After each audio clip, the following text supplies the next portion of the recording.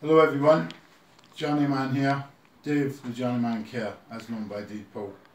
I've got a poem here, probably my bravest poem ever. It's speaking out against the gun ownership in America.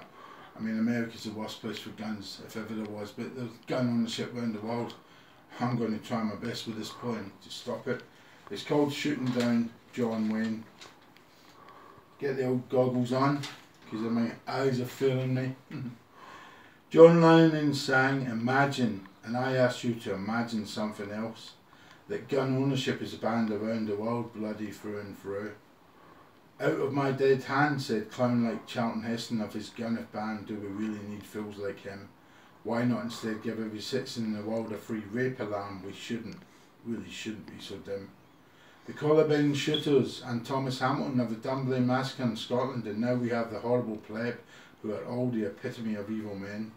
You read of this shit often enough. We've all really had our fill of it. It's happening time and time again. The right to bear arms by the silly, self-centred, ignoramus Americans is not the key. If you're a law-abiding citizen and being raped, like my girl was gang raped, you should be given a free taser so that women can finally be free.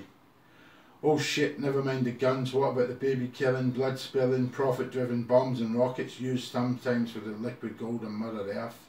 War, what is it good for? Absolutely nothing. We really should give it a wide berth. Whilst there are posturing, silly little boy, pig-headed politicians who think they're big men but speak with forked tongue and act as cowards when they send their soldiers off to their deaths or to be maddened by the cancer of the soul that is PTSD, war will always be here, but the G8 summit could become truly great by banning gun ownership with a worldwide law. Politicians are like immature little kids battling in the playground over lost marbles, pardon the pun, or alpha male silverback gorillas pounding and beating their chest in the jungle. I say let's have the fairer sex ruling the world instead of the often arrogant, aggressive men. Just think, no more wars, just blissful peace, how I and others would be in awe.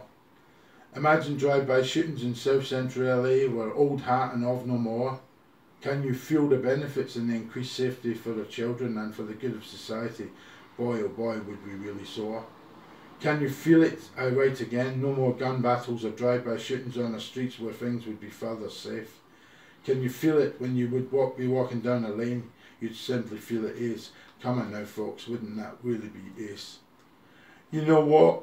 This really could be done if having possession of a gun meant you got jail for life.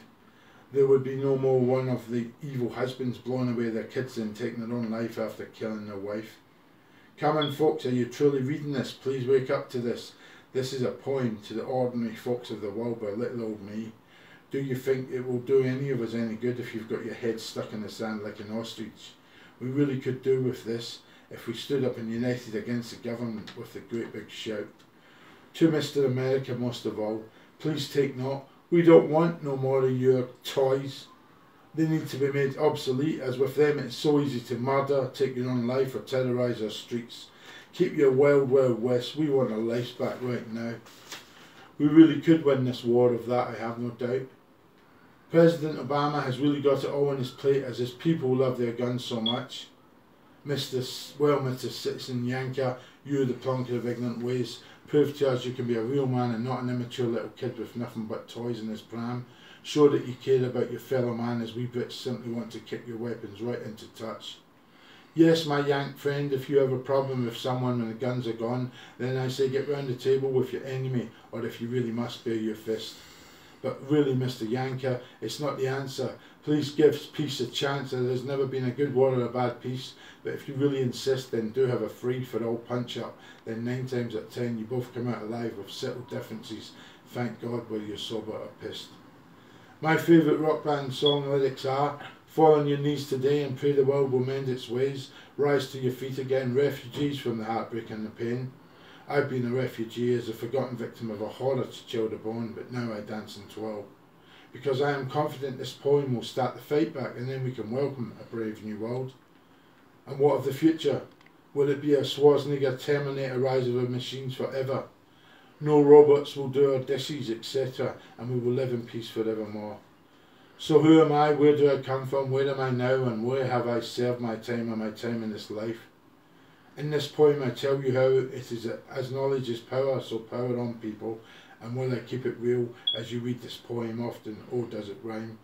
I have witnessed horror to chill the bone. My beloved virgin girlfriend got brutalised by a gang of three and gang raped. This notorious crime was called the Elan Vickers rape incident of March 6, 86. It has been real shit that these eyes have taped. I saw evil beyond belief done to her by these three scum, then they hit, then not happy with just that, they nearly killed me. Gave me a multiple fracture of the skull, blood clot in the brain, put into a coma for 10 days on the critical list. I was certainly happy and carefree. I had travelled all the way from Scotland as my first love had two-timed me all over the place and truly fucked up my life to the streets paved with gold. I fought so much that they were held for me in the streets of the big smoke that is London when the class sang that it was calling, and I thought it's a new life with some love and friendship galore. I thought it was in the fold. But that was just a dream or a bloody nightmare, as hell on earth was around and the spirit was lifted from me. It was on this very day that I fell from grace. It's so much a story of what could get anybody upset and chill their soul to the bone for free. It was here I was feeling scared. I fell to my knees and I was truly taken to an unholy place.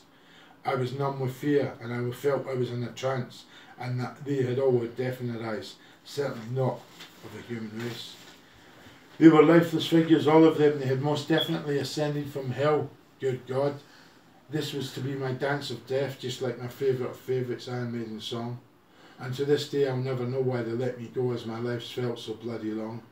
I've so tried to end my life, including a drowning attempt and walking towards an underground train tunnel for a train to give me the desperate exit to life, so I wanted to die, as I really did plague my mind. Where she was corrupted by these bastards, see those evil bastards who I unfortunately and hellishly did find. But enough about that, let's all get on with the job in hand. To finish this, as I am a journeyman. www.journeyman.rocks. Song for the soul, poetry in motion, words that will truly reach you. www.loverevolution.rocks. Love is the answer, war is the pain, let hatred and division no longer have its domain. Spread the love, folks. Spread that love. Spread that love all around. Bye.